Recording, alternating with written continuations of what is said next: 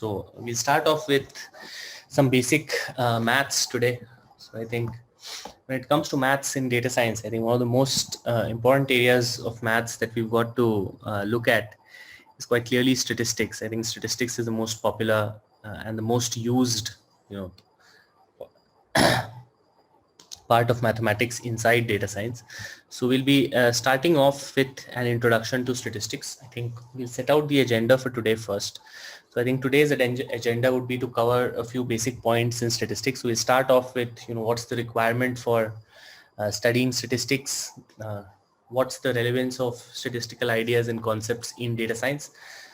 We'll then move on to discussing different ways in which statisticians approach their analysis. So two schools of thoughts, those would be descriptive and inferential statistics.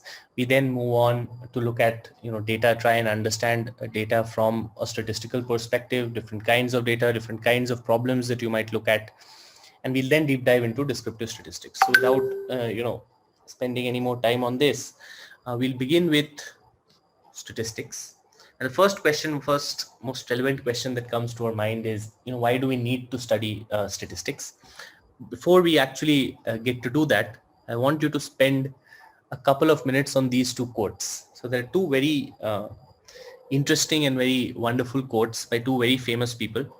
The first one is from Florence Nightingale. I don't know if many of you have heard of her before. Anybody who's heard of Florence Nightingale? Yes. Literature enthusiasts might have heard of her. We have, yeah. She has some really great works in literature. What people don't know so much about her is that she was also one of the pioneers of modern nursing. During the Crimean War, she was one of the first person to formalize nursing as a profession. And another not so well-known fact about her is that she had great knowledge in statistics. So there's one quote from her, and the second one I believe a lot of you might have heard. Arthur Conan Doyle. In fact, he was given knighthood, so he's Sir Arthur Conan Doyle. So anybody who knows who Sir Arthur Conan Doyle is?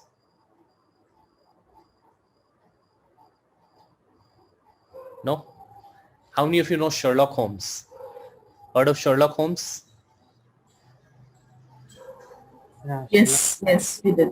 So Arthur Conan Doyle was the author of Sherlock Holmes. Now there are two quotes in front of us. We'll first look at the first one. So we'll discuss that immediately. So it says, to understand God's thoughts, we must study statistics, for these are the measure of his purpose. It brings out a very valid point. It brings out one of the most fundamental definitions of statistics. Statistics is a science of measurement, and any science is incomplete, or any science can't move forward or go ahead if you don't have measures. Until you start measuring things, you don't really have any chance of any kind of advancement. And statistics is a science of measurement. Very simply, in broad terms, you could say that statistics is a science of measurement.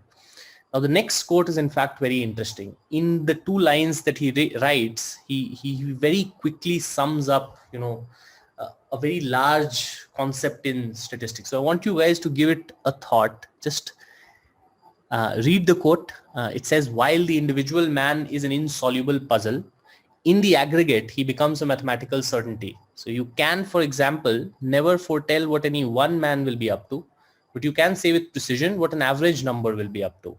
Individuals vary, but percentages remain constant. So says the statistician. Now spend a couple of minutes thinking about it. I want you guys to, one of you at least, some of you could talk about what you think about this quote. What is he trying to talk about? Just want to hear some input from you guys. What do you think he wants to talk about? What does this mean? Give it a minute. Think about it. Then let's talk about it. So he's a fiction writer, but he's written something about statistics that's wonderful. Let's try and understand.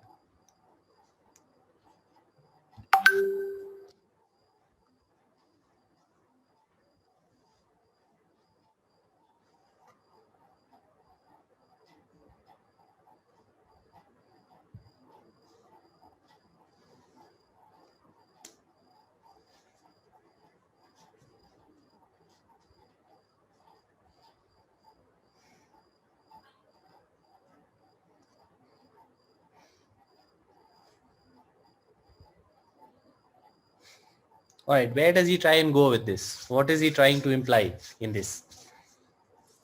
What he tries to say is that while an individual thought process is so unique, like you can't understand what he's thinking, you can't predict what he's thinking, you can't, I believe.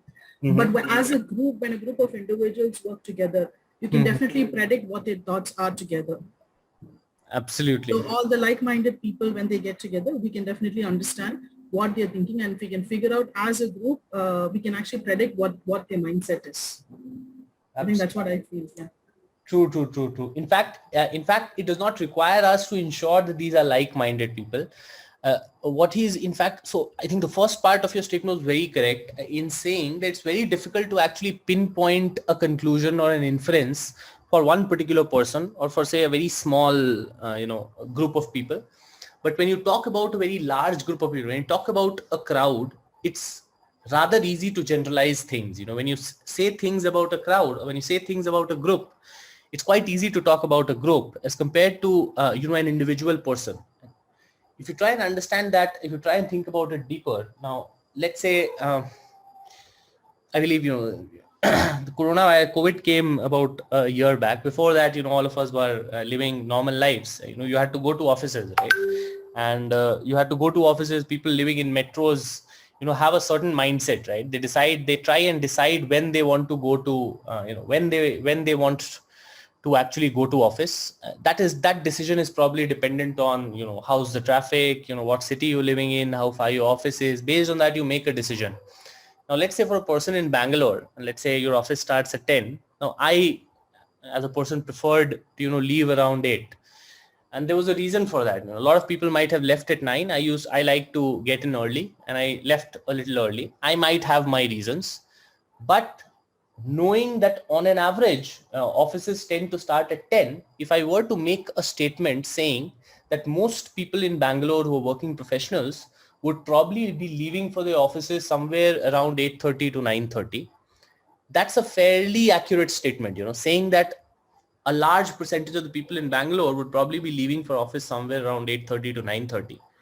Whereas if I say that for myself, if I say that Ravi is going to leave for his office at 8 o'clock in the morning or between 8:30 and 9:30, that has a very high probability of getting wrong, right? So when you're talking about a specific person, when you're talking about a specific point, a specific observation, it's very difficult to really draw inferences for a very specific set.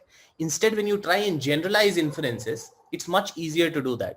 Statistics teaches you that every step of the way. It says they do not try and specialize. In fact, try and generalize. Generalizable insights are much more useful. What you can say for a population, what you can say for a crowd might be much more accurate than what you might want to say for an individual person.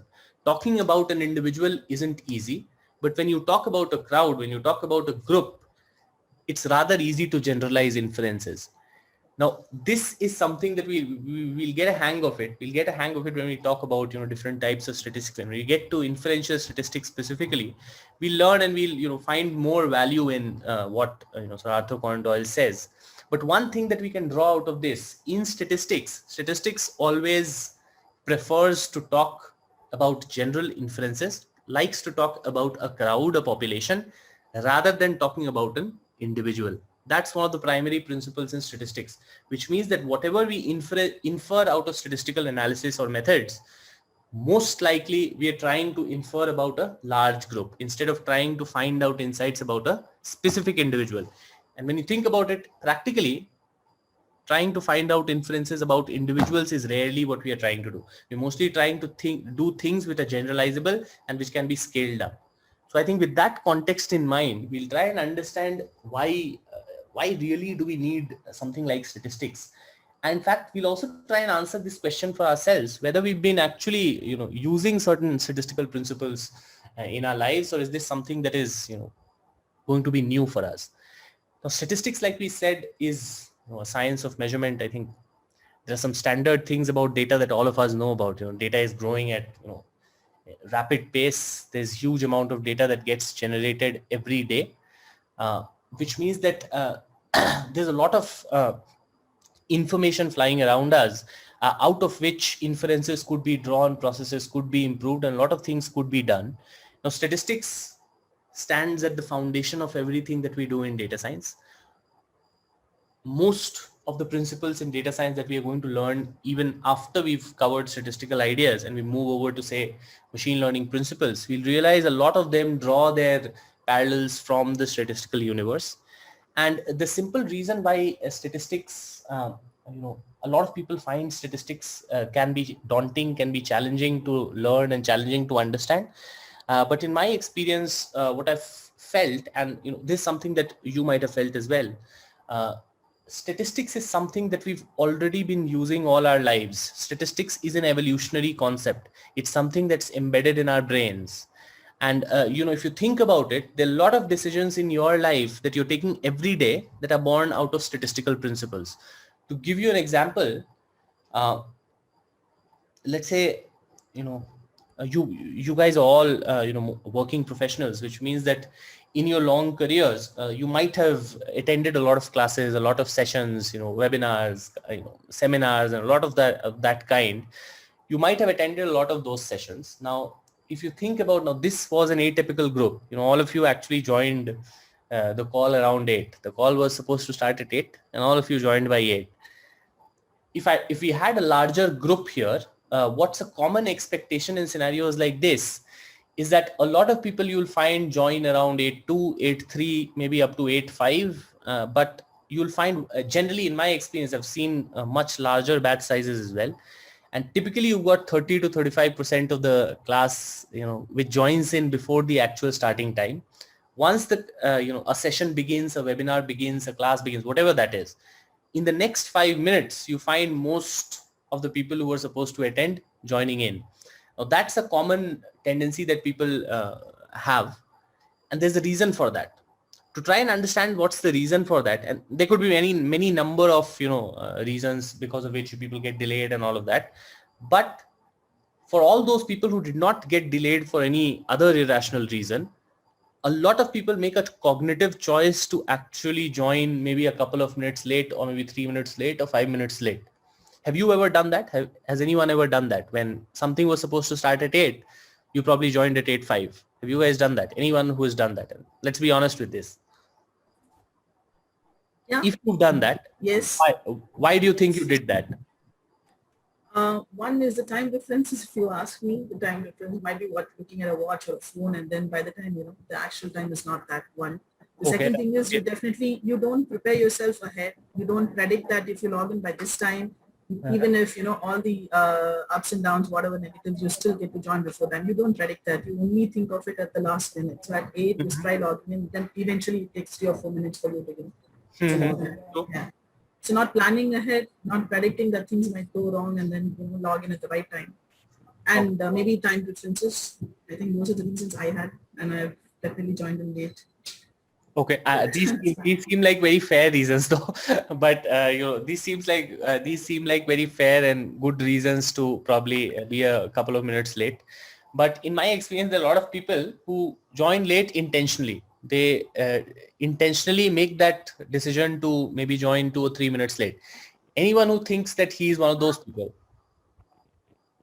Do you have a reason for that? In fact, a lot of people do. In fact, I probably have done this a lot of times. And the reason why I do that is because it's an expectation that I have. I have an expectation that mostly when things are supposed to start at 8, they generally don't start exactly at 8. They probably will start maybe in a couple of minutes.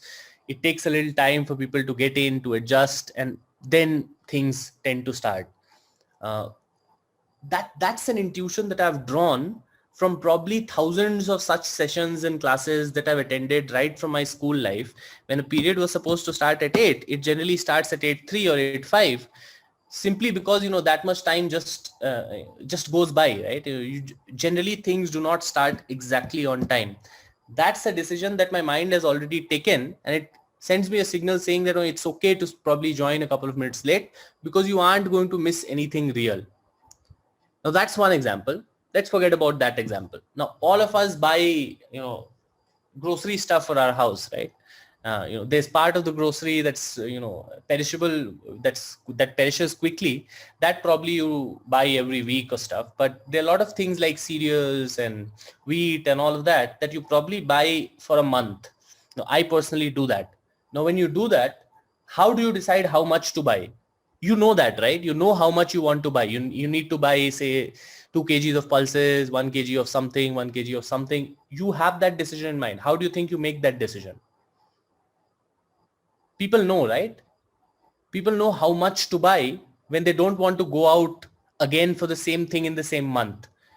People generally have an opinion on that, and they have a very good estimation of what they want to, or how much they actually need to buy, right? When we do that, how do you think we make that decision? The way we make that decision is by having a lot of historical information. You've done that several times. Maybe you bought 2 kgs of pulses and probably finished, say, 5 days early in the month, and you had to go on the 25th again. The next month, what you did was you probably bought 3, and then you realize that, this lasted for 40 days. You probably go out the next month and say that maybe 2.5 is the best number for a month, and that's going to sustain me for a month. Now, this decision that you've taken is a concept of an average. You've basically had multiple historical occurrences of the same event wherein you had to go out and buy something. In your mind, without actually having cognitively thought of that, you made that decision stick. You knew that when you have to buy for a month, this is the quantity that you've got to buy. How did you make that decision? You made that decision by looking at all the previous times that you've actually done that and what were the outcomes of those decisions. Based on that, your mind has automatically figured out, and you figured out for a month how much you need. Now, this is a decision purely born out of statistical principles, and that's the principle that we study today. There's something called a central tendency measure, where you know what happens on an average. You're not concerned about fluctuations that happen here and there. Maybe in a month, some guests arrived and you needed 4 kgs. In some months, some of your members weren't there and you probably needed only 1.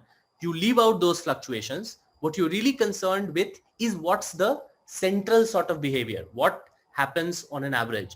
Now, these are decisions that you take primarily based on historical occurrences of the same event, and by using something called a summary. You've summarized what has happened previously, and based on that, you've taken a choice, which means that there are certain key ideas in statistics that we've been using all our lives.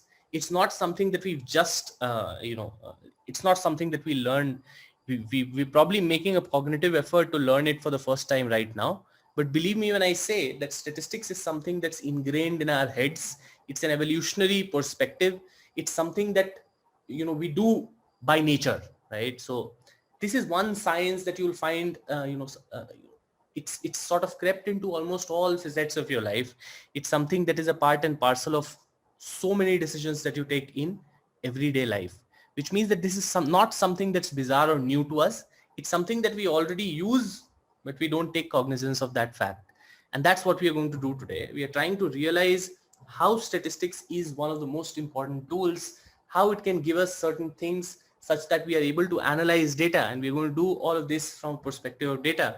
And we'll try and understand how certain principles in statistics will help us formulate certain inferences about the data we look at. The other good thing about all of this is, it finding applications in all kinds of spaces. Statistical analysis, statistical modeling probably started off with, solving some of the biggest problems of society. So how many hospitals you need every district, city planning and all of that, some of the most core problems were being solved with statistical ideas. We then moved over to application of statistical analysis in healthcare. Healthcare is one of the oldest industries where statistics, became a very valid thing. And likewise, it's now seen, businesses have now realized that almost all business processes can learn from their history. And that is what statistics will help us do. And it does not stop at that. It not only helps us analyze what we've done historically, but it also helps us learn what we can do to probably improve in the future. And that's where, some of the core areas in statistics come into use. What we'll now talk about is different types of statistics, or, it wouldn't be fair to call them different types of statistics. In fact, it'd be better if we called them two different schools of thoughts. with different objectives in mind. Now, there are two ways in which we deal with statistical principles. The first one is descriptive statistics. Now, descriptive statistics is something that helps you analyze historical information and helps you learn something out of it. Based on whatever history you've looked at, based on what has happened historically, you try and learn something about that. Now, that's descriptive statistics. What we'll do is we'll move over to a notebook.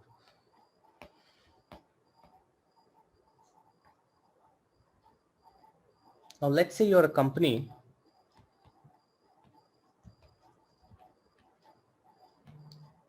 that sells sanitizers.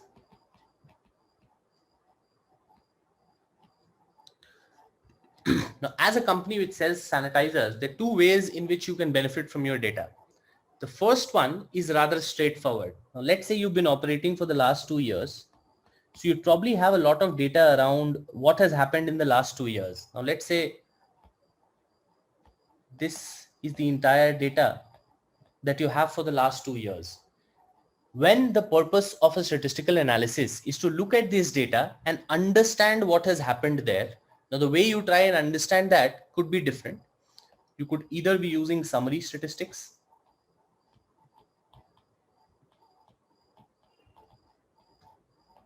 or you could be using graphs and visualizations. I'm sure people would have looked at the applications of visual. We all know that visualizations are one of the best ways to ingest information. Information comes easy when it comes in a visual way, which means that how you analyze your data is a different question altogether. But when you try and study some data, some historical information, and try and understand why certain things happened or how certain things happened, but you restrict all of that analysis to the data that you have. You do not try and extrapolate something about anything new. You're looking at some data, you try and learn something from that data, and you restrict all your analysis to what has happened historically.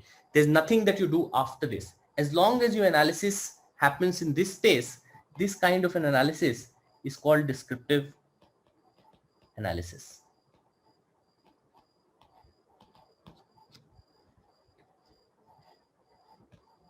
Now, if you think about different kinds of analysis, there are three popular types of analysis.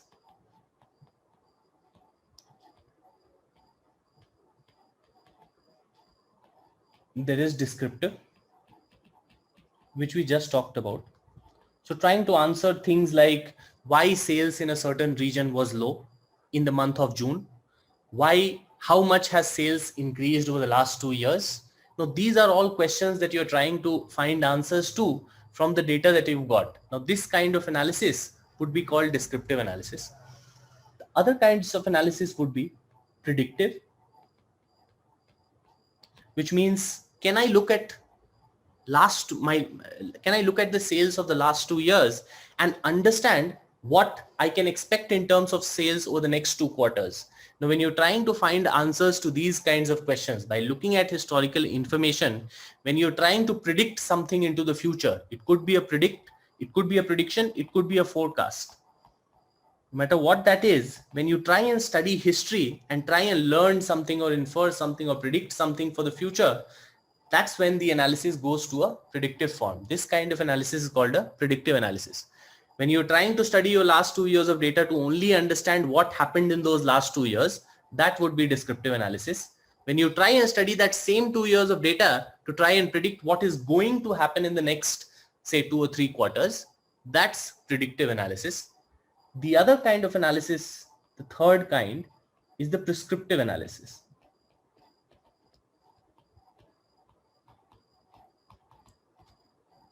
What's prescriptive analysis? Prescriptive analysis not only does not talk about predictions, it's not about reading history, but it's about trying to understand processes. To give you an example, let's say you're a marketing manager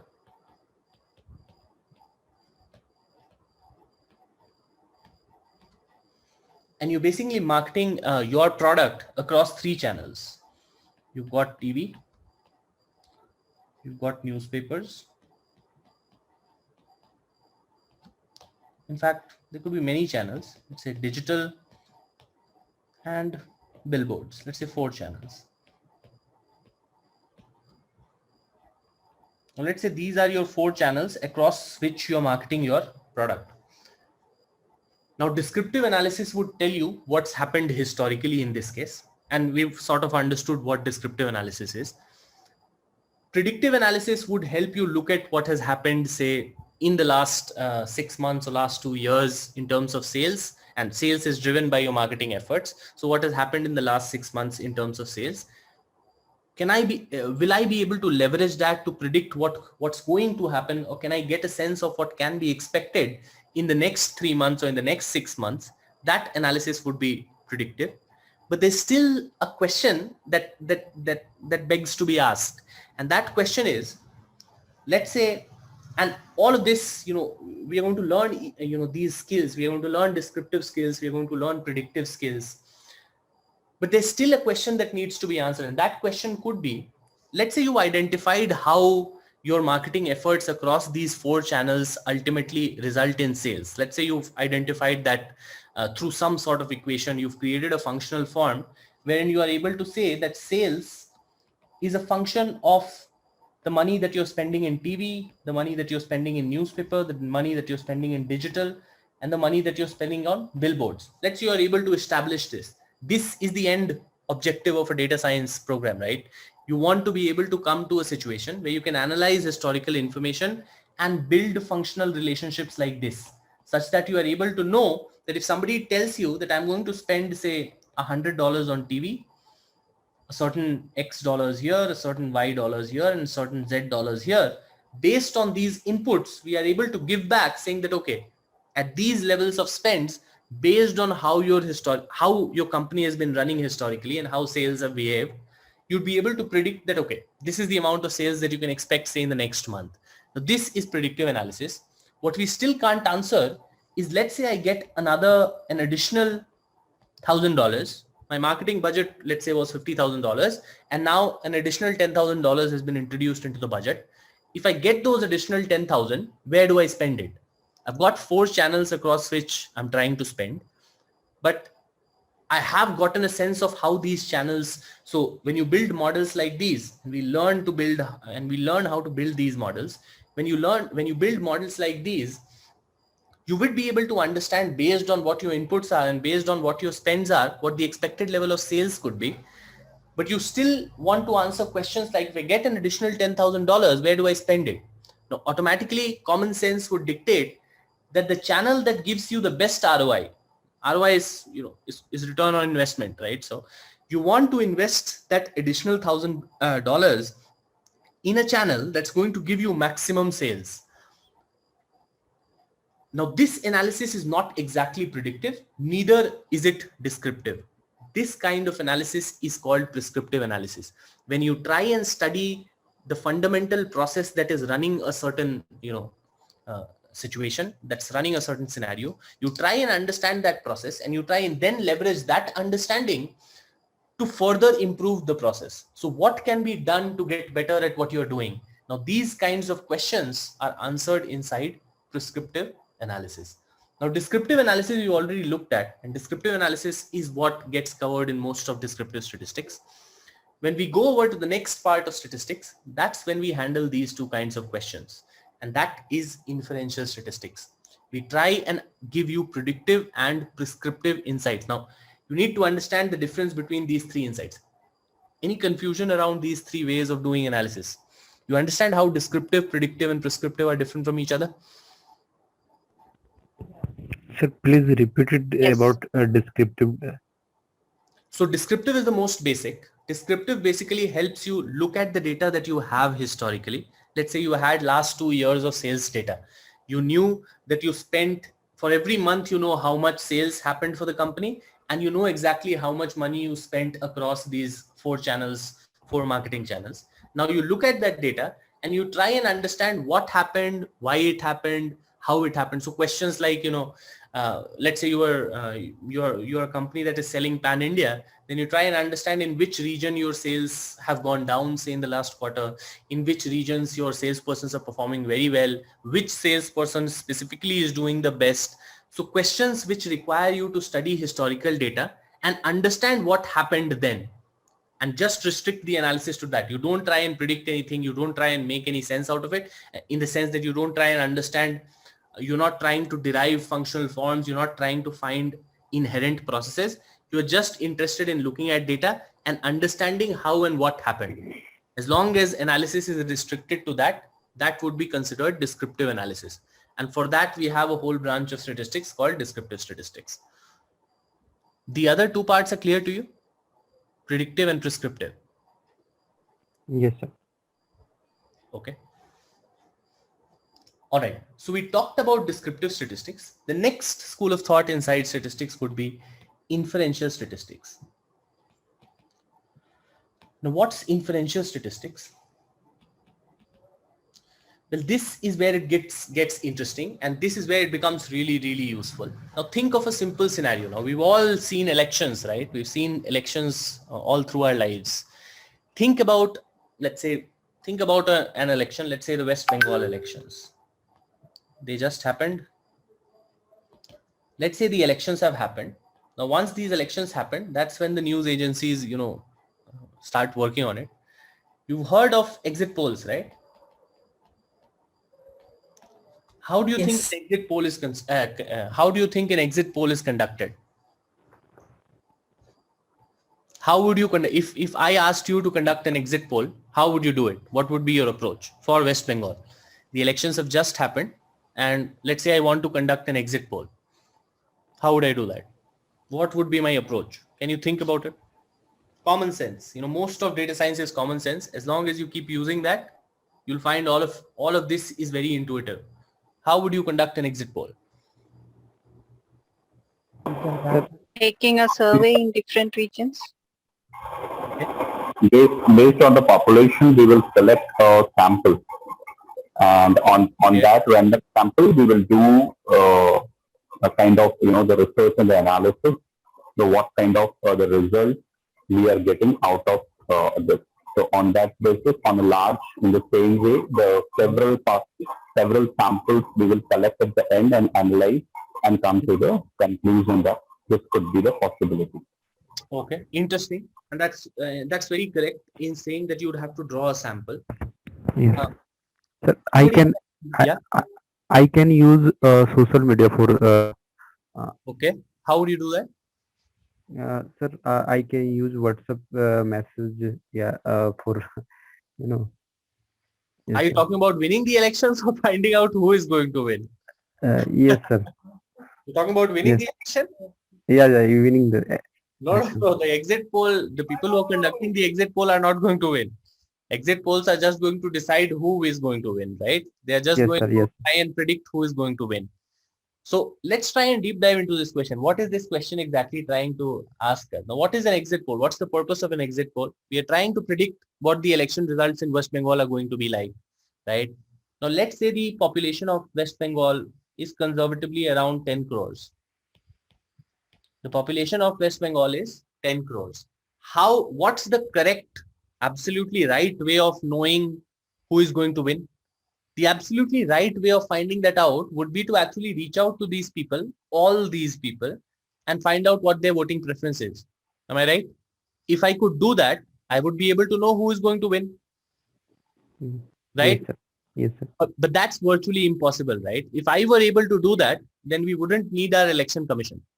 If a news agency could go out and ask the voting preference of every person in West Bengal, you wouldn't really need an election commission to do exit polls. The problem there is that this is a very huge size, right? Virtually reaching out to 10 crores is almost impossible, right? These many people. This is a very large population, and we are trying to understand how the population behaves. We are trying to understand on an average level what's the orientation and what's the preference of this whole entire population, which is as large as 10 crores. Now, this is where inferential statistics, this seems like a impossible problem, right? How do I know what 10 crore people think without actually, knowing, without actually being able to get out to them. And getting out to them is insanely costly. We can't virtually go out to every person in West Bengal and know what his preference is, which means that we need to figure out a strategy which allows us to not go out to the entire population, yet be able to say something about the entire population, right? We need to figure out that strategy. And that is what inferential statistics does for us. What inferential statistics says is that in a lot of situations, you are going to encounter populations that are simply huge, which makes them unreachable. It's not possible to collect data for the entire population and then know what that population thinks about. If we are able to do that, there's no better way of understanding what the population wants. But in a lot of real life scenarios, you will find that the kinds of problems or the kinds of questions that you're trying to find answers to, you wouldn't be able to collect the entire data that is, supposed to be collected in those scenarios, which means that these populations can be so huge that you wouldn't be able to actually reach out to the entire population. That's where inferential statistics says that you don't need to. What you need to do is you actually need to just draw out a sample. Now the bigger chunk is what we call the population. This chunk we are going to call a sample. What inferential statistics allows us to do is, it does two things for us. First, and one that we can conceive very easily, is that it helps us study a sample and then infer something about a population, which means that you only, let's say this sample is 1% of the entire data, or even less than that, let's say 0.1% of the entire data. You want to draw a sample, study that sample, and then be able to extrapolate your learnings that you've generated from that particular sample to the entire population. Now, this isn't a very easy thing to do, right?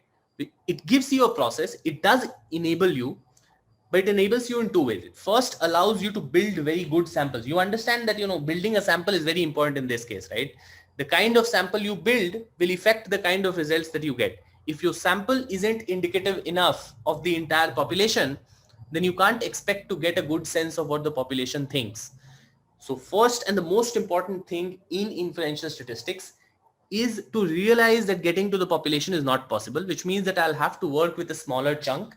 That chunk I'm going to call a sample.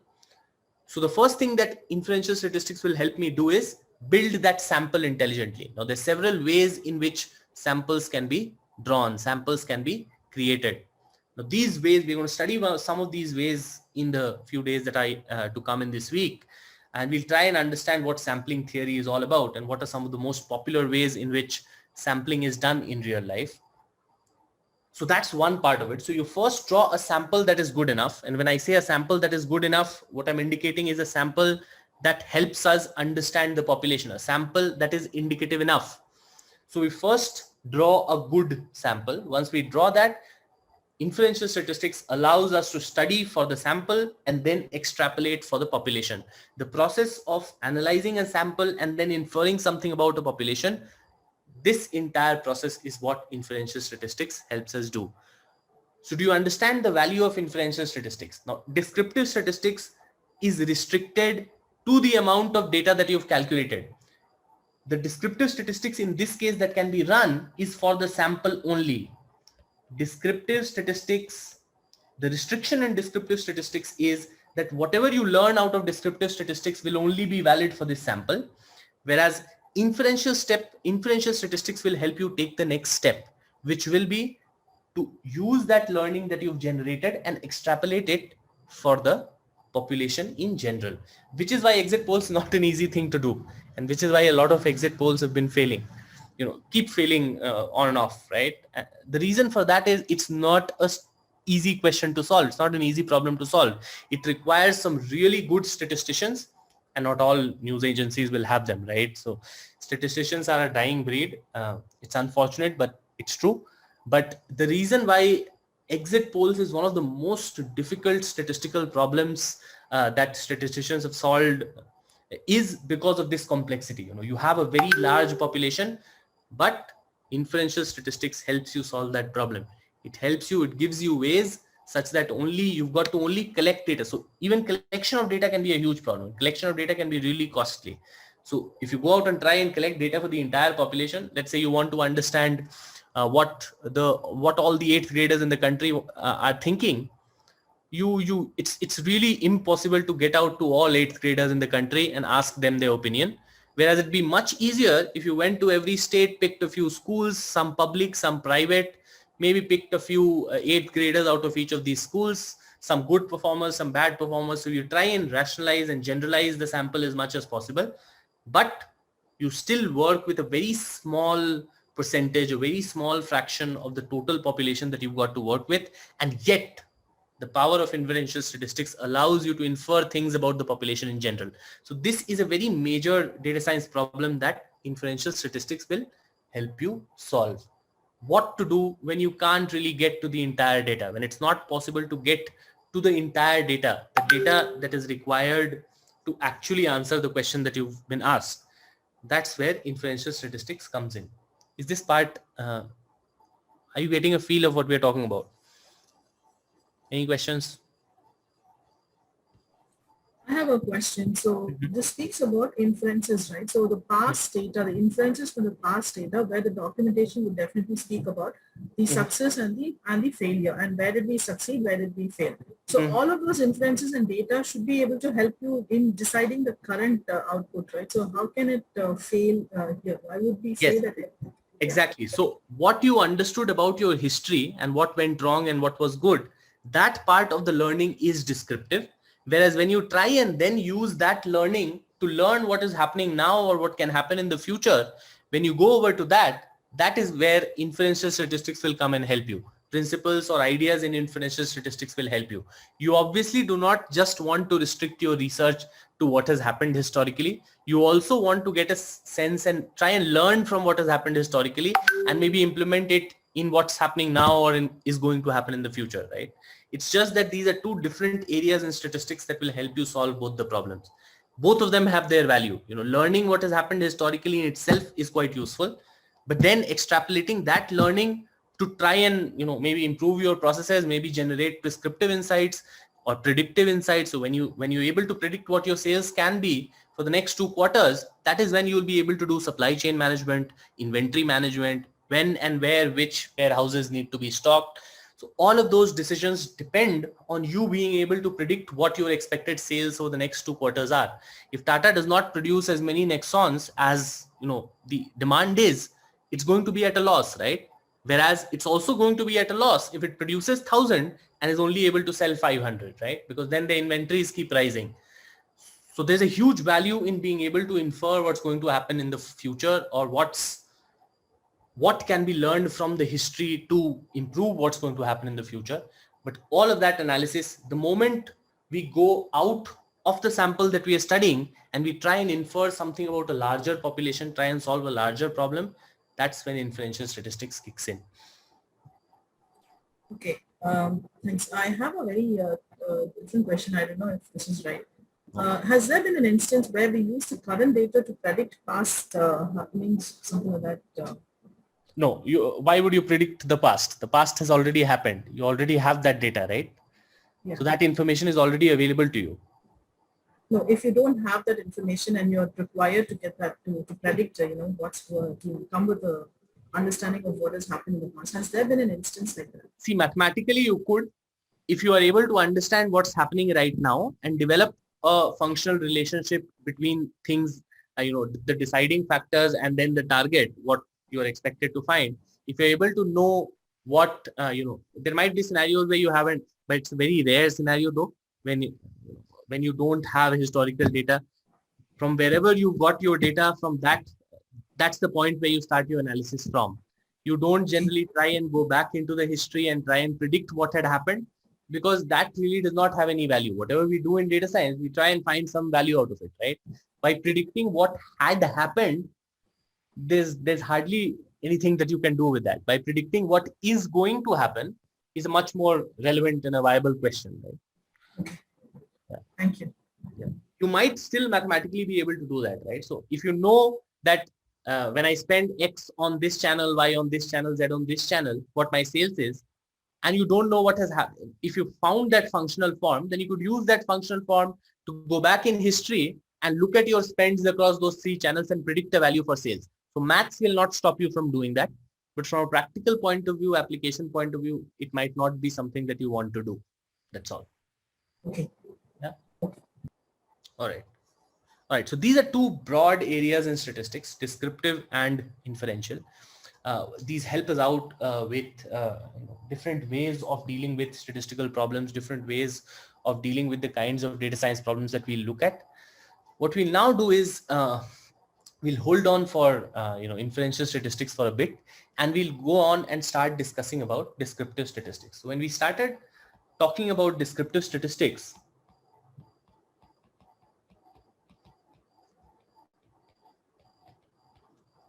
we said there are different ways in which you can do it. One popular way is through visualizations. You've seen things like histograms, bar graphs, column plots. A lot of you might have seen that in the work that you do, right?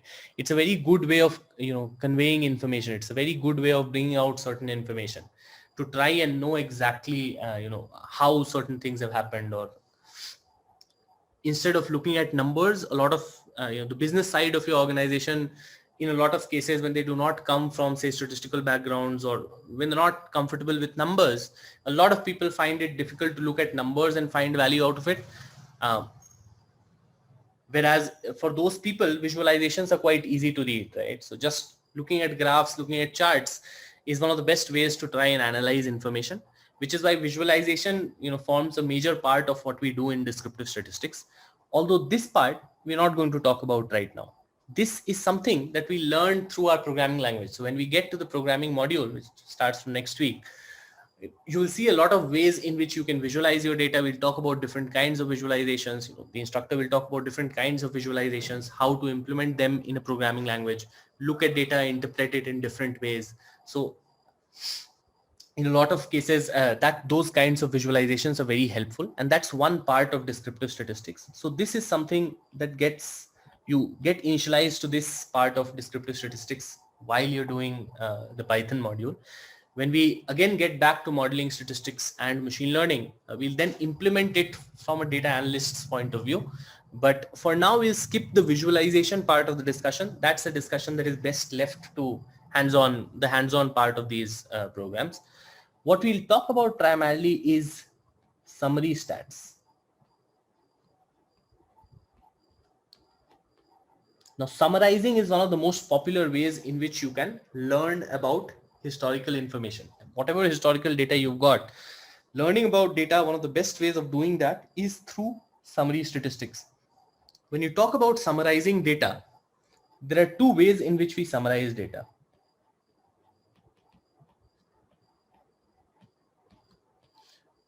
One is measures of central tendency.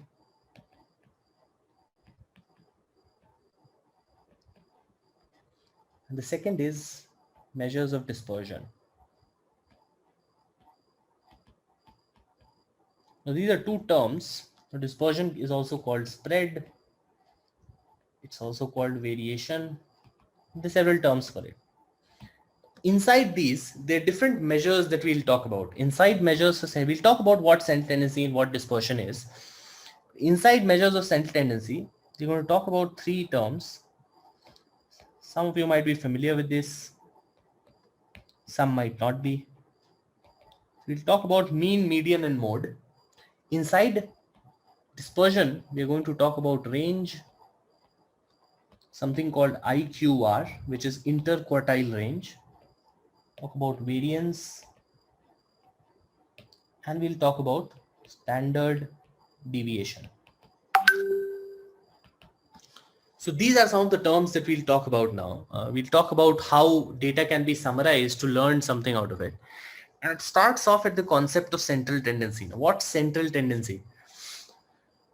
We'll try and look at this, we'll try and understand it by thinking about a scenario. So when you try and look at data, central tendency is something that tells you what the general behavior is. So let's say you've got a group of 100 people and you're thinking about, how much, water do they drink in a day?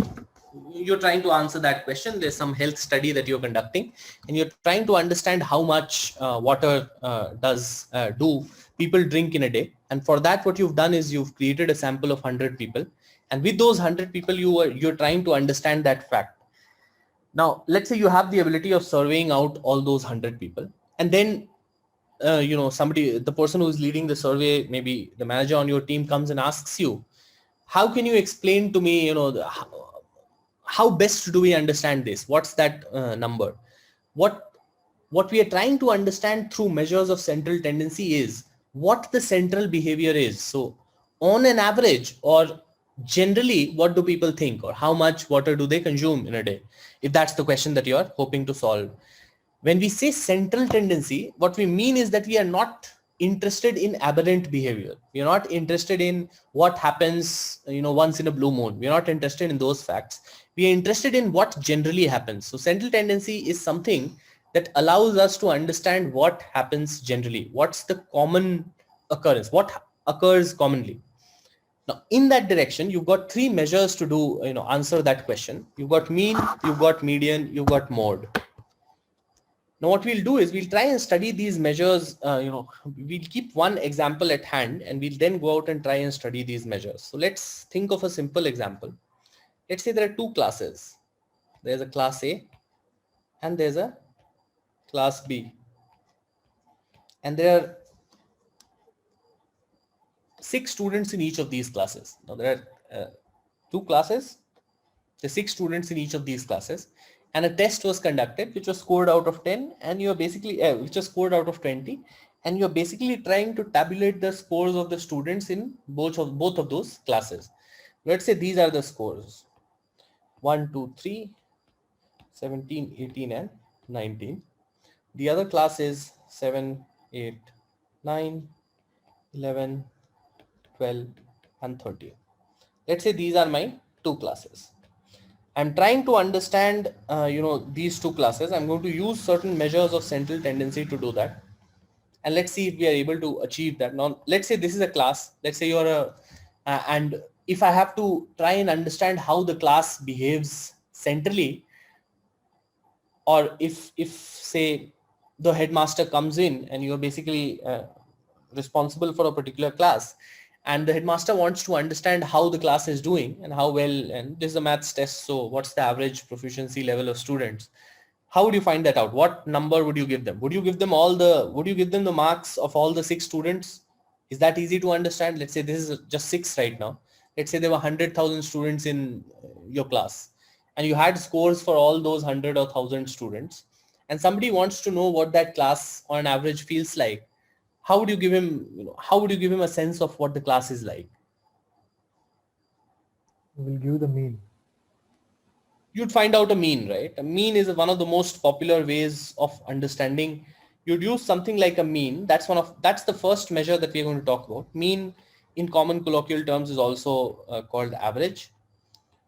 Now, mean is very simply, it's represented as mu in a lot of cases. It can also be represented with a bar on the variable in a lot of cases. This is defined as sigma xi by n. So if xi stores the marks for every student in the class,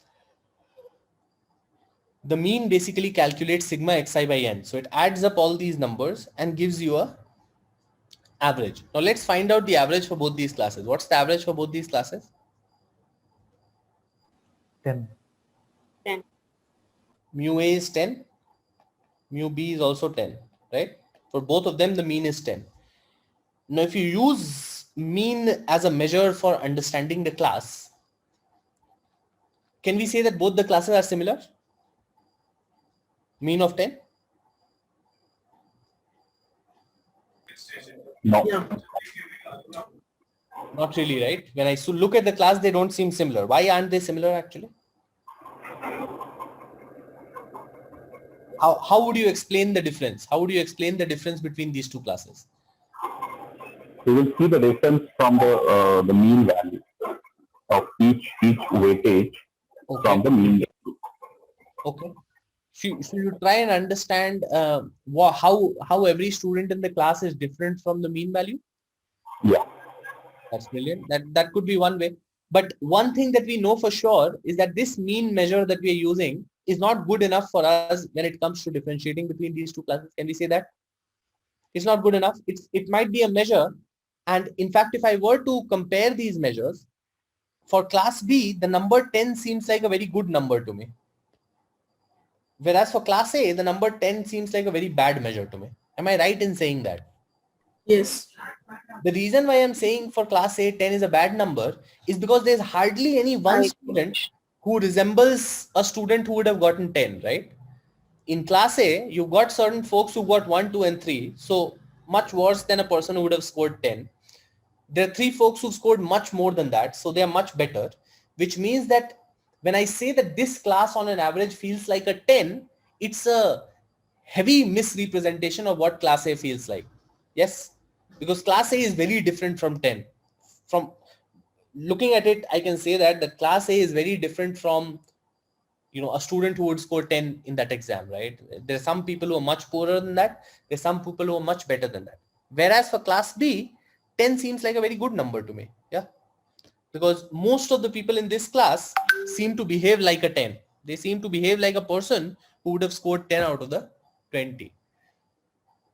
So that's a little strange, right? We've gotten a measure, but for one case, this measure is working well. In the other case, this measure isn't really working well. So we'll keep this in mind and we'll move on to the next measure for central tendency.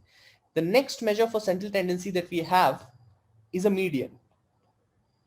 Now, what's a median? A median is the 50th percentile value. You know what percentiles are? People who have given these, you know, competitive, you know, management exams. I believe nowadays, even in, you know, engineering exams, they have this percentile concept. Now, what's the meaning of a percentile? If I say that something, you know, let's say you sat in an exam that had, let's say 100,000 students who appeared for that exam, and let's say you scored 90 percentile. 90 percentile would indicate that 90,000 students, which is 90% of the total crowd, were behind you, and the rest 10% was ahead of you. You understand what percentile is now? Percentile basically indicates, if I say that somebody is at the 60th percentile, that indicates 60% of the crowd is behind it and 40% of the crowd is ahead of him. That makes sense? Percentile? Yeah. Okay. In this case, we want to find out the 50th percentile value. So when we are trying to compute median, let's say these are my numbers, x2, x1, x3, let's say up to xn. The first step is to sort these values. You first sort these values. Once you've sorted these values, you then find the middle value. The middle value is what we call the median, because that's the meaning of 50th percentile. 50th percentile would mean 50% of the values are behind it and 50% of the values are ahead of it. So the simple way in which we calculate the concept of a median is to find out the middle value in a distribution after we've sorted it. So let's say I have several numbers, 7, 9, 12, 14, 6, 4. Can you find out the, 3. Can you find out the median of this group?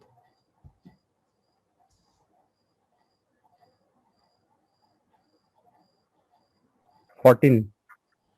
What's the first step? The first step is to sort it. So 3. 7. 7. 7 would be the median, the middle, yeah. Okay, so let's write this first. 3, 4, 6, 7, 9, 12, 14. So this is the sorted form. Once I've sorted it out, I want to find out the middle value. What seems like a middle value to me? This is middle because there are 3 values to the left, 3 values to the right. So this exactly is the middle value. So this is your median. Now this actually gets a little tricky when you've got an even number of points in your distribution. So let's say I did not, let's say in the case that we were working with earlier, how do we find the middle value here? What's the value on whose either side there are an equal number of points? You don't have any, right? If you choose this number, you have two on the left, 3 on the right. So this is not the middle value. Yes, If you sir. choose this number, even this is not the middle value, right? Yes. So both of these are not middle, which is why when you're trying to find out the median for an even number of points, you are going to consider these 2 points and find out the average of this. The mean value of these 2 points will be the median of this distribution. If you use that logic, what's the median of both these distribution? 10. Mm-hmm. 10. Okay. Both will be 10. If you look carefully, the mean of this 2 and the mean of this 2, both of them are Yes. equal to 10. Yes, sir. Yes, sir. Yes, Yes, yes, sir. yes. So the mean of both these classes again come out at the median of both these classes again come out at 10. Everybody is comfortable with how I found out the median for both cases, even number of Yes. observations and odd number of observations. Yes, Super, sir. super, super. So again, so we've learned something new, yes, but still we are at a problem. We've still not been able to solve the original problem that we were facing. What was the original problem? The original problem was to try and be able to differentiate between these two classes with the help of descriptive statistics. We started off with measures of central tendency. We looked at 2 measures, mean and median. Unfortunately, based on both these measures, these classes seem to be the same. Whereas by looking at the distributions, we can clearly see that these are hardly similar classes. One class is sort of a mixture of opposites. One class has a very evenly balanced group of people who behave similarly. So even with both these measures, we're still not able to get a sense of what the better class is, what the better, how the 2 classes are different from each other. The third measure for central tendency is a mode. Unfortunately, this is not useful for our scenario. Mode is a measure for central tendency that works better with categorical data.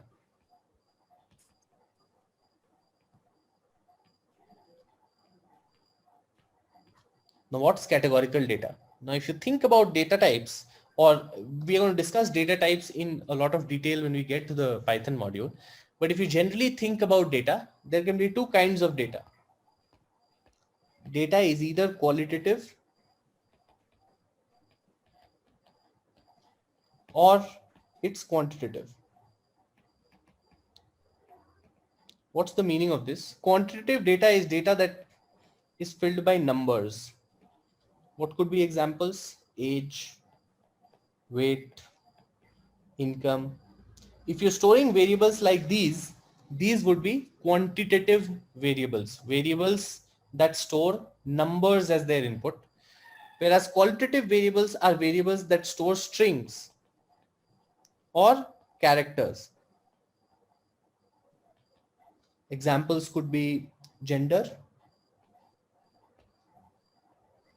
hair color,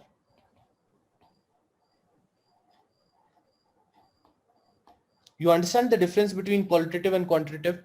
Qualitative stores words, alphabets, characters, whereas quantitative stores numbers. So you've got 2 kinds of data that you will typically encounter. You either encounter qualitative variables, which are variables like gender or hair color or what's the brand of your computer. These kinds of questions will have answers that are stored in the form of characters or alphabets, letters. Whereas there are other kinds of variables that store numbers in them.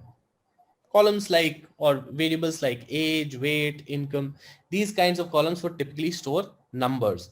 So when we're dealing with quantitative data, mean and median are the relevant measures for central tendency.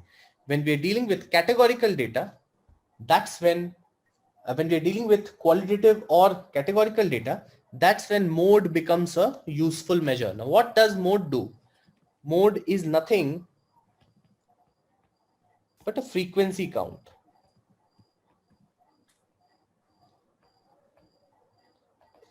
Let's say you're storing sex of a person as one of the variables. There are 3 possibilities. Say male, female, say transgender. Let's say there are 3 possibilities of sex, and you've got observations for about 1,000 folks. Now, when you're storing this data and you have sex as one of the columns, and you want to understand a measure for central tendency, the way we analyze it is we basically do a frequency count. Out of the 1,000 people, how many were male? Let's say you had 450 males. How many were females? Let's say you had 350 females. How many were transgenders? Let's say you had 200. So that makes up my entire group. These are my total 1,000 people that I'm working with, out of which these are the relative distributions or the relative frequencies of each of the levels inside my categorical variable. What mode does is it finds out the most frequently occurring category.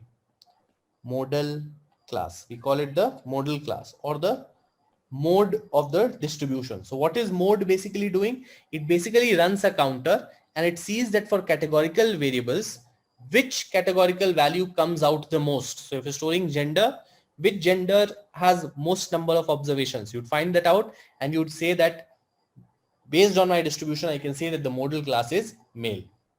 Mode is clear. It again does something that is very similar to a mean or a median. Mean and a median are both trying to understand central behavior. They're trying to understand what a distribution does on an average or what a population does on an average, but they do it for numbers. They do it for numerical data. Whereas when you're dealing with character or alphabets, those kinds of data variables, that is when we use mode as a measure for central tendency. Mode helps us identify which is the most frequently occurring class. Now, inside the sex column, male, female, and transgender would be the three classes or the three different values that the variable can take. You're basically interested in doing a frequency count and trying to understand which value occurs the most number of times. And we call that the mode value. Make sense?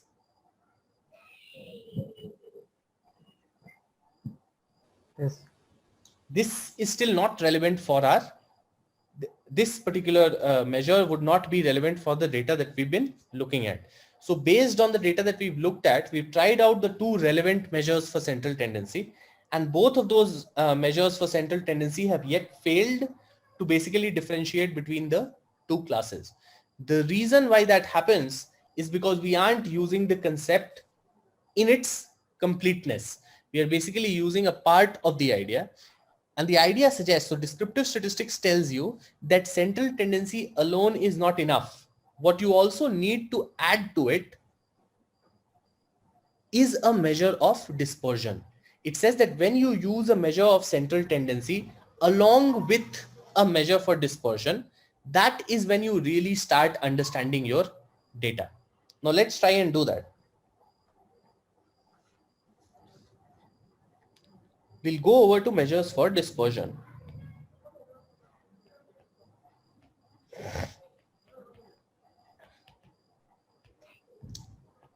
The first measure for dispersion that we look at is range. Now what does range do? Range is one of the most simplest measures for dispersion.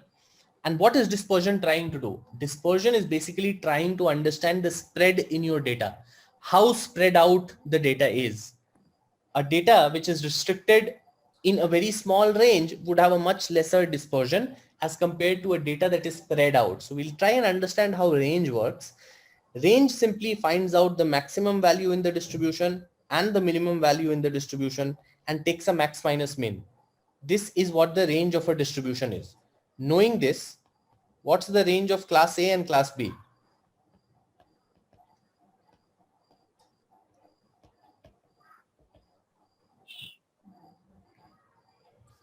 You remember the classes, right? So what's the range of these two classes? 1 to 19. So 19 minus 1, for class A the range would be 18. Yeah.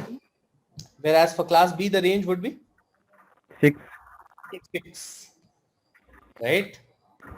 So now we realize that the range for class A is 18, whereas the range for class B is 6.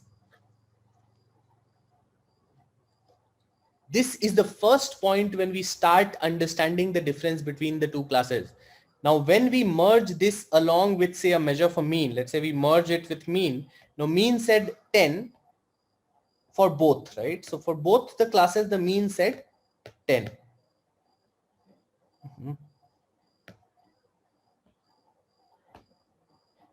Just a second. So both the classes mean set 10, but when we add the understanding of range to the value of central tendency, we are now able to understand that although the central tendency measure for both these classes is the same, but the range indicates that class A has a much higher level of dispersion as compared to class B. So we are able to start differentiating between the two classes now. To an extent, we are able to do it. So the first measure for dispersion that we've read helps us to an extent understand how the two classes are different. But now, before we move over to the next measures for dispersion, we now need to understand something. And what we need to understand is mean or median gave us the same number. Now, in this case, one could say that, it's fortune or something, misfortune, that these numbers come out to be the same, which means that the mean is also 10 and the median is also 10. In a lot of cases, you will find that the mean and median are different from each other as well. What we need to understand is how is a mean or a median different from each other? Obviously, fundamentally, they're two different quantities. Mean basically has a different way of talking about central behavior. Median has a different way of talking about central behavior. If you think about them carefully, mean basically uses all the points in the distribution. If you remember the formula says sigma xi. So you basically add up all the points and then divide by the total number of points, which means that when you're calculating a measure for central tendency and you use mean as the approach, you're basically considering every point that is available in the data. On the other hand, when you use median, you're only using one point, right? Am I right? Median is the middle value. That's all. Does it care about any other value in the distribution? It does not. No. It only cares about one value, which means that this is one of the downsides or one of the arguments that people make against the median. They say that, let's say there are two distributions, 10, 1, 2, 3, 13, 14, and 15. Let's say this is one distribution. This is one distribution. Minus 2000, minus 2000, minus 1000, minus 500, 500, 1000, 10,000. What's the mean of both the, what's the median of both these distributions? 10? Can I say that? Yes. Yeah. 10 is the median for both these distributions. Median is a central tendency measure, which means that it should give you a central behavior. It should sort of give you a sense of what this distribution talks about. What's this distribution generally about? Is 10 a good number for this distribution? Yes. If I wanted to, let's say these were, what do you call it? Number of times that you've gone to Disneyland. So one person has gone once, another person has gone 15 times, and likewise these are these numbers. And this is a population of 7 people. If I want to get a sense of central behavior, how many times on an average people have gone, 10 is more or less a decent number. There are 3 people that are very close to 10 actually. Yeah. Whereas if you look at the second distribution, in the second distribution as well, the median measure of central tendency is giving you 10. But is 10 a good indicator for this distribution? No. Not at all, right? It's a really poor distribution, right? It's a very poor number to talk about that distribution. And the reason why that has happened is because of the fallacy of median, because of this problem, because median only uses the middle point. It does not care at all about what other points lie in the distribution. Therefore, there's a common argument against median that median might in a lot of cases not be able to truly represent the central behavior of a distribution, because in a case like this, the median is a really bad measure, right? If we'd done something like a mean, I believe we'd have gotten something more accurate. Probably, not necessarily, but probably we'd have gotten something that is more relevant. But a median here is absolutely useless from my point of view. And this is the argument against a median over a mean. Now, there are other scenarios where you would think that mean is better than a median. In this case, you would think that mean is better than median, right?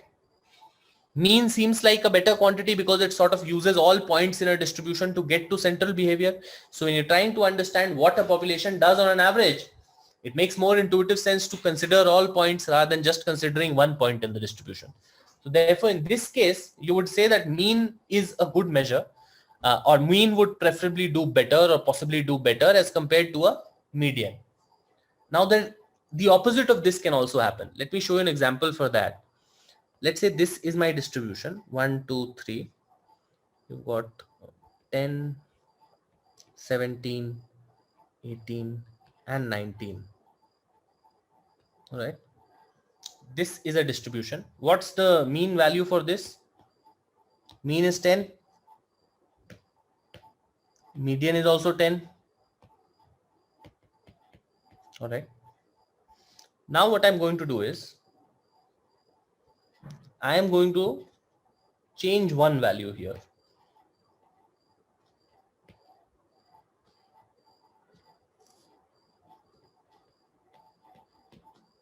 Now one of the values I've changed. What's the mean here and what's the median here? Find out the mean and the median of this new distribution. This number originally was 19. We've replaced that with 200.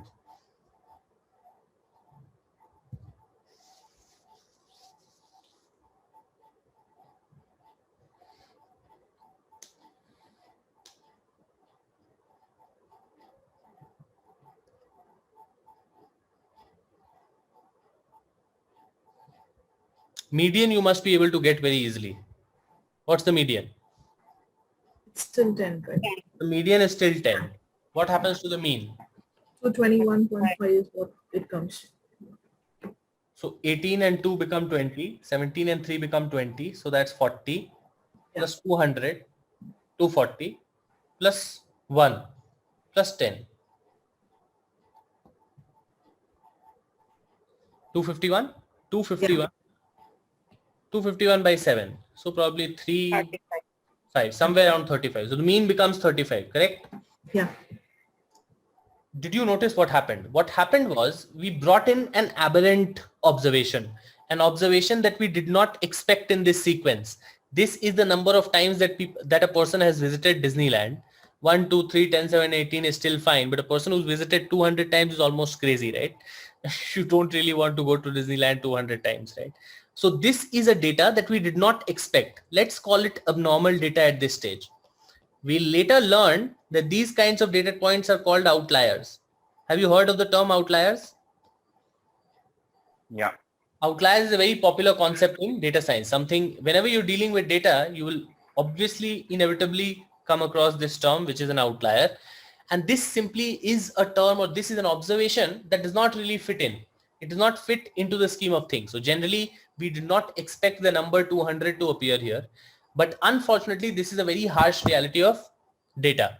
When you really work with data, very often because of n number of things, sometimes because of bad data entry, sometimes because of failures in certain process, sometimes it could be the reality. You'll always find aberrant observations in your data. Let's say you're trying to do an income analysis of Mumbai, and you went to all kinds of different suburbs, different kinds of localities. You collected data for 100 people, and you were looking at the average income, average yearly income of all of those people. You got a number. Unfortunately, let's say that group also had an Ambani. Wouldn't that average number really go out of whack? If you had the salary of Ambani in the group of 100 people, the mean value that you got would suddenly go out of whack, because mean is a measure that is highly sensitive to new data. Any aberrant or any abnormal data that you find in your data set, any abnormal observation that you find in your data set, mean is a measure for central tendency, because it takes care of all points in a distribution, because it is a measure that is calculated out of every point in a distribution. If you get certain abnormal points, you will see that mean is highly sensitive to that. So the mean changes significantly, whereas the median sees no impact. because median is only concerned with the middle value, it does not really care about what happens near the fringes. Abnormal data would be what? Data that would be either very high or very low, because it's not around central behavior, not expect it. So therefore, because abnormal data lies around the fringes of your distribution, you would never really see abnormal data or outliers impacting your median measure, which means that when you're calculating measures for central tendency, and if there are outliers present in your data or abnormal observations present in your data, you would much rather prefer median as a measure as compared to mean as the measure, because mean unfortunately is highly susceptible or highly sensitive to abnormal or outlier data. Does that make sense? So we've tried to present two arguments towards mean and median. We said that mean is better than median. Why? Because it uses all observations to find central behavior. When we reached this argument, we looked at that previous case where, in one case median was a good measure, in another case median wasn't, because median only uses one point to get central behavior, which is the middle point.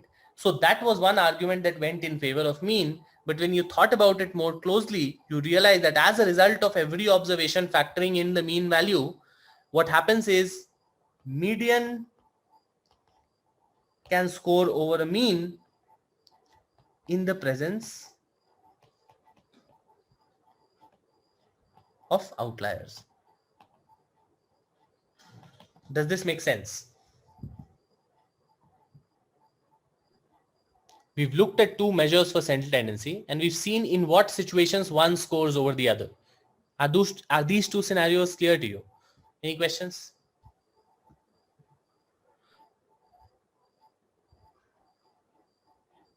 Okay, good. So let's get back to the discussion on dispersion, which will, now this was essential for us to get to the next measure. So the first measure for dispersion that we looked at was range, and we realized that it looks at the min and max value. The moment you hear this, what's the first thought that now comes to your mind? That range is again a measure that would be sensitive to outliers. Can I say that? Yes. It would be very sensitive to outliers or aberrant information. So a column like 1, 2, 3, the class that we are looking at, 17, 18, and 19. Here the range is, because the range is 19 minus 1, which is the maximum value and the minimum value. If I suddenly changed one value in this distribution to 200, suddenly the range of this distribution would change from 18 to 200 minus 1, that's 199. So the range is again a measure that is highly susceptible to outliers because it considers the absolute fringes of the distribution to consider or to get a sense of dispersion. If you've got abnormal observations in your data, range is a measure that will be highly susceptible. It'll be something that will respond very quickly to that, as a result of which, in the presence of abnormal data, you can see huge fluctuations in the value for range.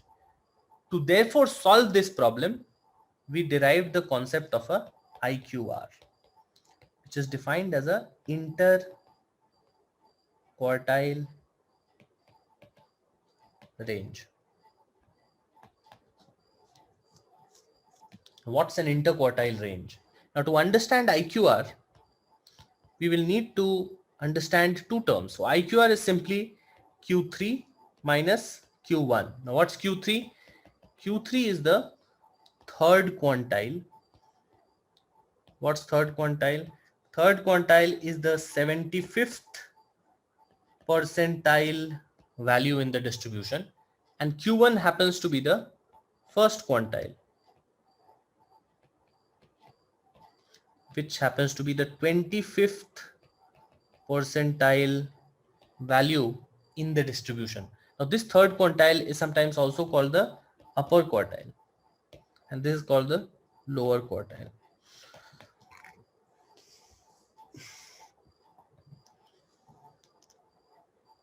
if you understood the concept of percentiles, you would very easily figure out what the 75th percentile should be and what the 25th percentile should be. So in the distributions that we were looking at, can we find out the IQR for the two distributions? So to find that out, we'd first need to identify Q1 and Q3. So if we look at class B, what's the Q1 and the Q3 value?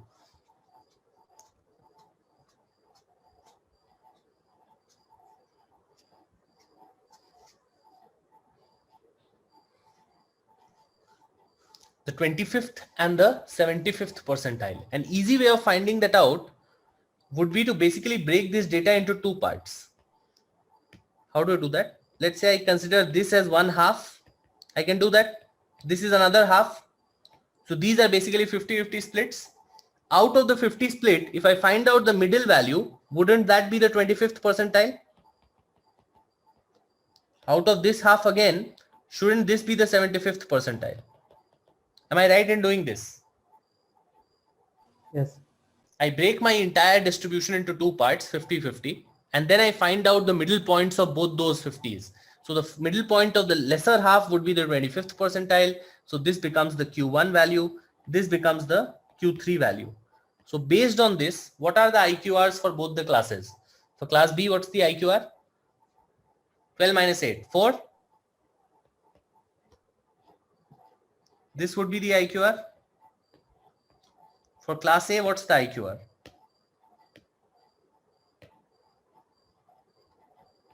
18 minus 2. 16. All right. So again, when we compare the two classes based on IQR, you would say that IQR for class A is 16, whereas the IQR for class B is 4. Now this again essentially brings out the same point, which says that the class A is much more spread out, or much more, it's much more deviant, dispersed as compared to class B. Class A is much more spread out. We also realize this in the range value, but we've now also realized this in terms of IQR. If you've understood the concept of an IQR, can you compare the idea of a range and an IQR in the context of abnormal data? Which would be better? If you have abnormal data in your observation, which do you think would be better? Using IQR as a measure for dispersion or range as a measure for dispersion? IQR. Why so? Because basically it's considers after the splitting, and we considering the maximum number of the data set in terms of, rather than going only for the two data sets, only the maximum and the minimum. Correct. So where, yeah. Absolutely. So when you find out range, you basically consider this value and you consider this value. Let's say these are observations. You consider the minimum and the maximum. Whereas when you actually do IQR, you find out this point and you find out this point, which are the middle values in these two sides, which means that to the left of this point, there is 25% data. To the right of this point, there is again 25% data. This is absolutely right, correct? This is Q1 and this is Q3, which means that Q1 is 25th percentile. So 25% of the values are behind it. Q3 is the 75th percentile, which means that 25% of the values are ahead of it. So can we say that there are 25% observations more than Q3 and 25% less than Q1?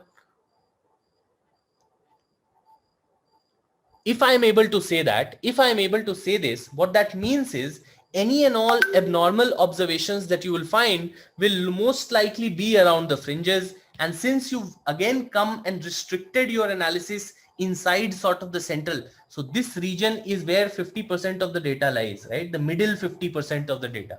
And therefore, when you use these two values instead of the min and the max, because min and max are highly, will change as soon as, the minimum value or the maximum value changes significantly. Because this value lies in the middle, we say that IQR is a measure that is much more robust against abnormal data as compared to range. Now, some would say that probably you have too much abnormal data and maybe Q3 is also impacted by abnormal data. That could be a common question, but that doesn't really happen. The simple reason for that is anything which, when 25% of the data is more extreme than a certain value, you can't really call that value an abnormal value. If you have 25% values in a distribution more than a certain value, then you can't really say that Q3 is abnormal. You've got, your concept of normal is not right.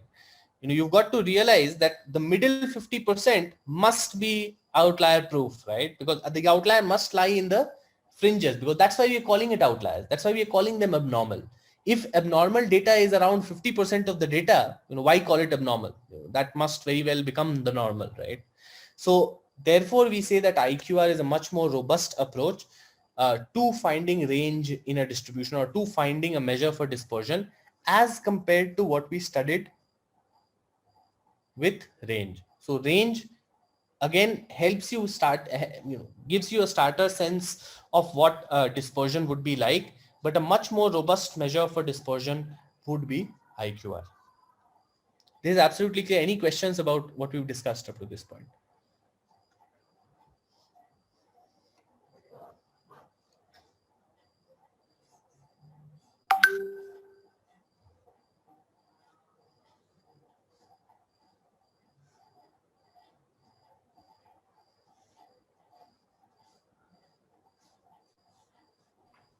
Yeah, I have a question. Okay.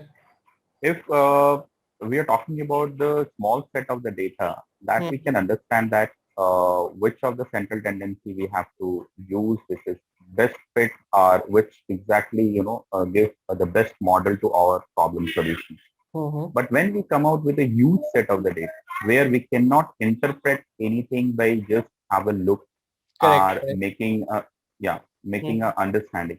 So in that scenario, are we using all the central tendencies measures and then coming to the conclusion, or is that a certain different strategy, or the certain different process we'll follow to come out with the solution? So how it will be like? Yeah, so we'll realize eventually that in different kinds of scenarios, different measures for central tendency will become more useful. Right now we are studying this in a context where we are able to visualize the data directly. And you're right in pointing out that in a lot of real scenarios, when the size of data goes beyond a certain limit, it would be virtually impossible to actually visualize it, although it isn't, because that's where data visualizations come in. So let's say you got a scenario where you got 100,000 observations, 100,000 observations or 100 million observations, you could still plot them on a graph.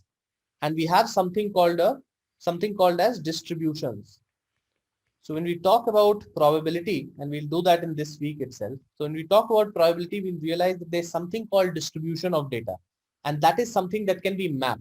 When you do when you actually map a visualization that gives you a distribution, you're basically, let's say you've stored ages of a lot of people, you would get a sense of where your age, how your age moves.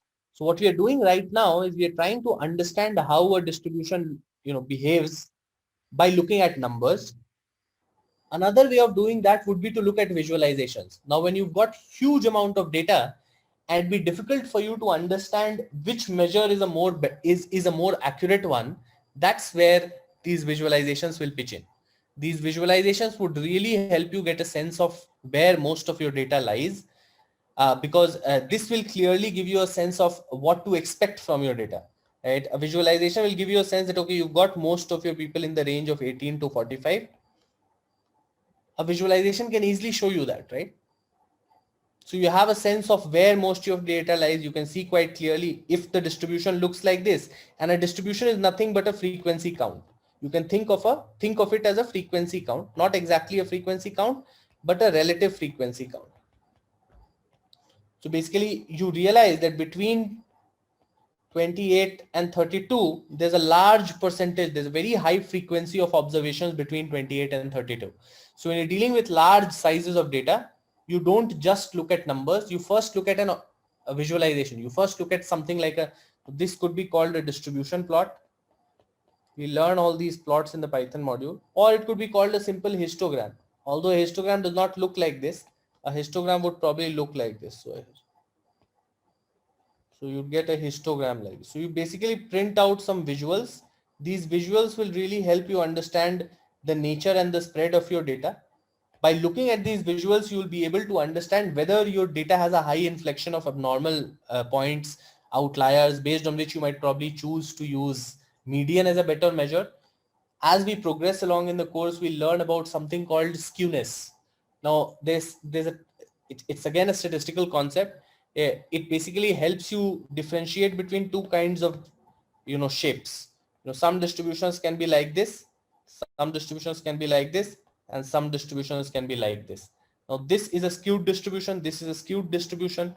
This is a symmetric distribution. This looks like a symmetric. We'll talk about this, distributions in a lot of detail. So we can skip that for now. But like you said, in scenarios where the size of data is very huge, just numbers will not help us. And we'll probably need to look at a few visualizations before which we can choose which number to rely on. By looking at these visuals, when we are able to merge all of these concepts together, we'll know that by looking at the distribution and then looking at these numbers, you'll be able to optimally decide which number is a better choice. As far as calculating all these numbers is concerned, you have a data set. There is one line of code in Python that you have to write. It's called describe. It will give you all the measures of central tendency and all the measures of dispersion at one go. You get my point? So there's no real effort in calculating these values right now, because we're studying it manually, because we're studying it on pen and paper, we're doing these calculations. But in reality, when you're a practitioner, you wouldn't really think about solving this. It's one line of code. You just write this, you pass the entire data set here.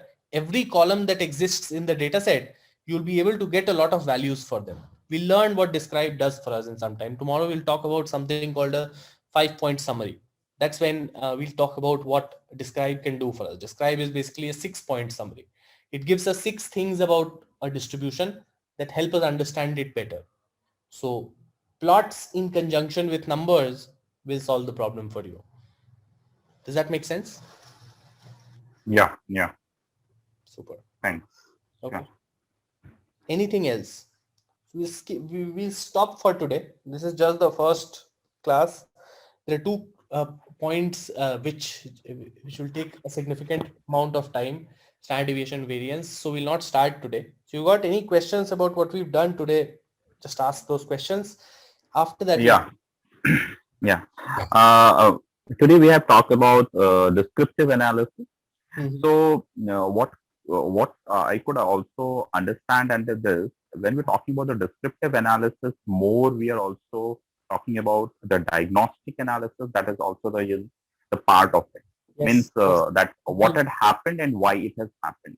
Correct. So when these two things are coming into certain sets of the problem, on that we are working on the analysis of the data.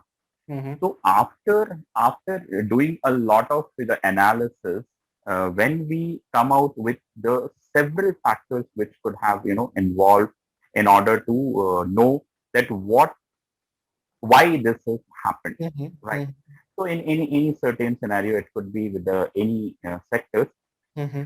On the basis of that, when we found it out, there are the certain relativity depending on the percentage on the factors which actually influences to come out this conclusion. Mm-hmm. How much this will play the role when we talk about the predictive analysis part, or when we're talking about the prescriptive analysis part. Means my question is straight is allocation of the factors which exactly affecting and impacting our data set in order to coming on the solution. Got your point. Yeah. So the exact scenario that you talked about is something that would form part of both predictive and prescriptive analysis. I'll give you a sense of a very common, very popular project, a data science, use case. It's a marketing use case. If you get into a company which is doing some kind of data science in marketing, you typically come across 2 kinds of projects. There is either a pricing project. A pricing project is a project where based on historical information, you're trying to decide at what price do I sell a particular commodity so that I make most profit. It's a very generic sort of question, and they're modeling approaches to solve this question. The other kind of project that you will come across is an MMM project. It's called market mix modeling. Yeah. Market mix modeling. What this does is, this example that I was showing you Mhm. is how to, so the basic modeling problem is to say, find out sales as a function of the amount of money that you spend on TV, amount you spend on radio, and the amount you spend on, let's say, digital. Let's say these are your 3 channels. So the basic, the first basic problem that you solve as a data scientist would be to find out this functional form. Sales is a function of TV, radio, and digital. This is the first part. But most analysis did not stop here. You're not just interested in this. What you're really interested, obviously this will help you, because later when you know for the future, you would probably know that, oh, I'm going to spend X1 here, X2 here, X3 here. If I've been able to find out this functional form, I'll be able to predict this sales by putting these 3 inputs, if I've been able to find out the functional form. So this is a predictive result, right? You are able to predict sales as a result of your inputs. This is a predictive result. The kind of question that you are asking is, how much does TV actually attribute to your sale? How much does radio attribute to your sale? How much does digital attribute to your sales? Exactly. That's what your question was. You have different factors. Exactly. You have So different factors attributing to a final target. This in your case is your target to understand sales. And these are different factors that affect sales. Marketing spend on TV, spend on radio, spend on digital. Now, how do these impact this? This is what prescriptive analysis is. And this is something that we find in market mix. We find out relative contributions. It's called contributions. So you would say that if you sold 1,000 units of your product, out of those 1,000 units, you would be able to attribute that 500 of those came because you put ads on TV. 400 came because you put ads on radio. This is aside of finding this functional form. You are able to attribute a certain sales to its different channels. This is what assigning that relative weight to the factor is, right? So you've got different factors influencing a process. Are we able to find out how much and to what extent does each factor contribute to the final process? This is something we call contribution market mix modeling. And this is what prescriptive insights is. The moment we are able to find this out, let's say I know that in my 1,000 units of sales, although this does not seem right, digital should have the highest contribution, but whatever. If I know that TV has contributed most, if I get those additional $1,000, will I spend an equal amount across all these 3 channels as a smart person? No. I will not, because I know that TV gives me more sales. Yeah. There's something that we call elasticity. That's what we calculate. Elasticity tells you for every additional dollar that you spend in TV, what's the incremental sales that you can expect. Correct. All right. So this kind of problems we do solve, and this very much falls in the prescriptive category of analysis. And this is what we do in inferential statistics, and when we move on to other modeling algorithms as well. So yes, this is very much part of the mix. We are able to find out not just the inherent process that is driving this functional form. So when we identify that functional form, what do? We basically understand the process that is driving this whole sales, right? How your spends across 3 channels are driving sales. You don't just understand that process, you also try and, attribute the relative contributions of every factor that you've considered in your analysis. That is also part of what we do in statistical modeling. This part is much more common in statistical modeling than it is in machine learning modeling. We'll see that difference when we get over through those concepts as well. So yes, it's very much in scope. Okay. Yeah. And to solving a particular problem, we could have a different model, but understanding and analyzing that which is the best fit model. So is always the iteration process which we generally do in each and every problem? Almost always, yeah. Almost always. You'd never really, by looking at the data, be able to predict which modeling algorithm will give you the best results, or which modeling algorithm will give you the best fit on your data. In 99.9% of your cases, what you will end up doing is you'll have your data, you will figure out that these are my 5 to 6 good approaches that I can apply on this kind of data. You'll apply all of those approaches and then try and understand which worked best. The job of a data scientist is not to identify the best process, but to explain the process that has given you the best result. That's the job of a data scientist. So you'll obviously try everything. It's virtually impossible. So I've been exploring this space for the last 8 years. And this is a question that I've had for a better part of 8 years. You will learn a lot of modeling algorithms along in this course, but which algorithms works best in what scenario is a question that nobody can answer for you. To a large degree, you'd get a sense that, okay, in these kinds of situations, as you practice more and more, as you encounter more and more problems, you'll develop an intuition towards what kind of approaches typically work in what scenarios, but still there will be a level of iterative, process of finding out that you'll have to go through. You'll always have multiple choices. You'll execute all of those choices and find out the best choice for you. Okay. Yeah. Yeah. Thank you. Yeah. Anybody else has any question?